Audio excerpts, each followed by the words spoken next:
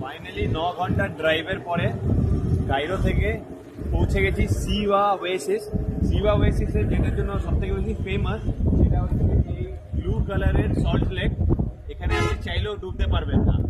যারা আমার মতো নন সুইমার আছে, জলে ভাসতে পারে না, তারা এখানে অনায়াসে ভাসতে পারবে, কিন্তু চাইলেও ডুববে না। দেখি আজকে খুব মজা হবে, এটাতে দেখা যাক। যাচ্ছে আহা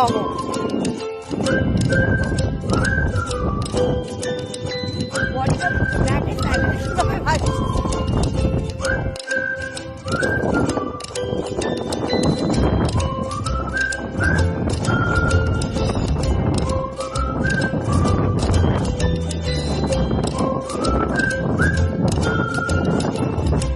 Siwa Oasis Salt Lake, located in Egypt, is so salty that it increases beyond sea, making it nearly